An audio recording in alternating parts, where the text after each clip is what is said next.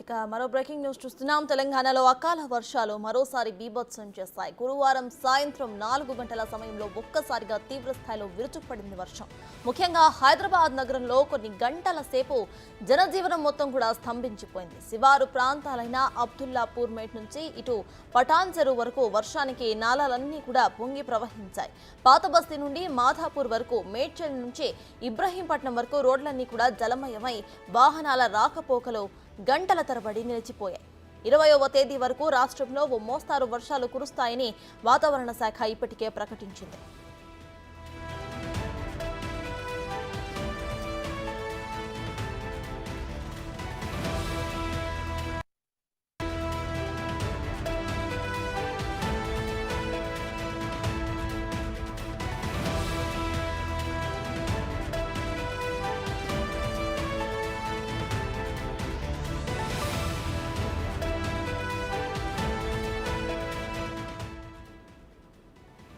మొత్తానికి నిన్న హైదరాబాద్ అయితే వర్షం ముంచెత్తింది. అయితే ఇవాటి నుండి ఇంకో 4 రోజుల వరకు కూడా వర్షం పడే అవకాశాలున్నట్టు వాతావరణ శాఖ హెచ్చరించింది. ఈ విషయంపై పూర్తి డీటెయిల్స్ మా ప్రతినిధి రాంప్రసాద్ అందిస్తారు. రాంప్రసాద్, చెప్పండి, ఇవాటి నుండి 20వ తారీఖు వరకు అయితే ఇదే మోస్తారు వర్షాలు కురిసే అవకాశం ఉన్నట్టు వాతావరణ శాఖ చెప్పింది. అయితే నిన్న కూడా మనం చూసాము, వర్షాల వల్ల రోడ్లన్నీ కూడా జలమయమయ్యాయి. అయితే గవర్నమెంట్ కానీ వాతావరణ శాఖ కానీ ఇక్కడ ప్రజలకు ఏం చెప్తోంది? ప్రజెంట్ అక్కడ అప్డేట్స్ ఏంటి?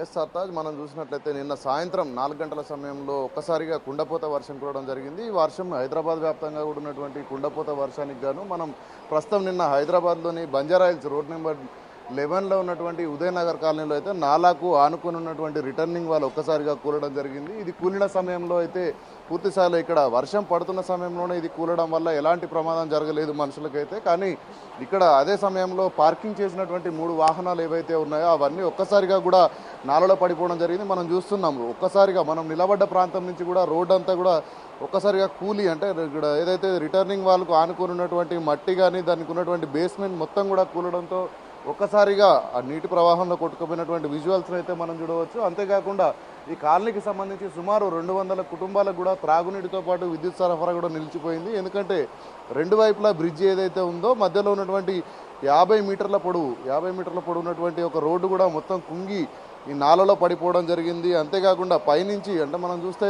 ఎగువ ప్రాంతాలలో ఉన్నటువంటి భారీ వరద నీరు కూడా ఒక్కసారిగా రావడంతో అయితే ఈ మొత్తం నాలాకు సంబంధించినటువంటి రిటర్నింగ్ వాల్ కూడా మొత్తం కూలిపోవడం జరిగింది. దీని కింద ఉన్నటువంటి మట్టి అంతా కూడా కిందికి జారిపోవడంతో ఎలాంటి సపోర్ట్ లేకపోవడం కారణంగానే ఒక్కసారిగా కుంగినట్టు ఇక్కడ స్థానికులు చెప్తా ఉన్నారు. నిన్న గంటపాటు కురిసినటువంటి వర్షం, భారీ వర్షం, మనం హైదరాబాద్ వ్యాప్తంగా చూస్తే ఖైరతాబాద్, బంజారాహిల్స్ తదితర ప్రాంతాల్లో సుమారు 10 సెంటీమీటర్ల వర్షం కురిసినట్లయితే ఇక్కడ ప్రజలు చెప్తా ఉన్నారు. అంతేకాకుండా షేక్పేట్లో కూడా 8.7 సెంటీమీటర్ల వర్షం అయితే కురవడం జరిగింది. ఈ అకాల వర్షం ఒక్కసారిగా హైదరాబాద్ను అయితే అతలకుతలం చేసింది. దీంతో జనజీవనం అంతా కూడా స్తంభించిపోయిందని చెప్పవచ్చు. ఒక్కసారిగా కురిసినటువంటి వర్షానికి నగరవాసులందరూ కూడా, ప్రజా రవాణా కానీ ప్రజలందరూ కూడా ఎక్కడికక్కడ స్తంభించిపోయినటువంటి పరిస్థితి అయితే ఉంది.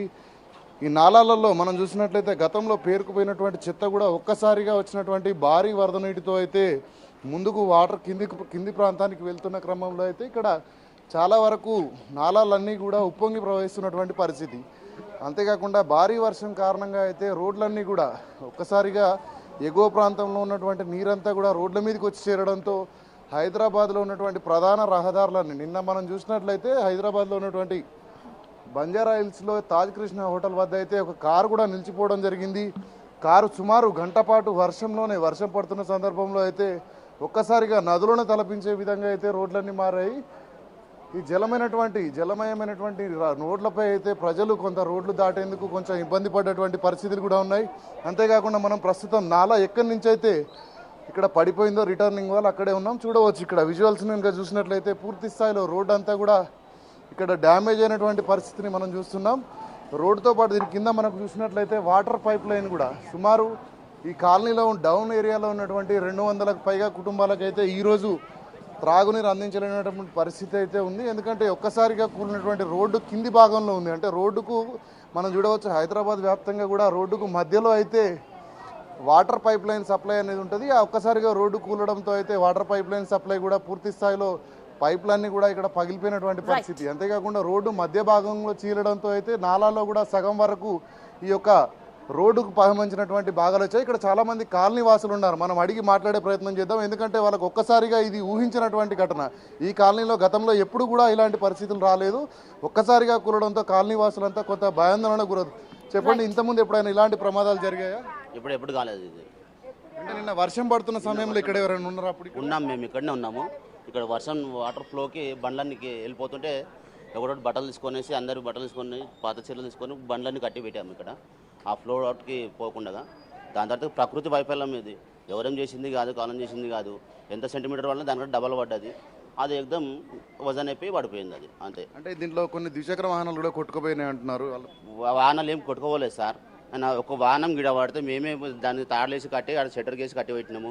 మిగతా బండ్లు బయట సైడ్ ఉన్న బండ్లు మాత్రం ఫ్లోట్కి అక్కడ వరకు వెళ్ళినాయి పట్టుకొచ్చారు, అయిపోయింది అది.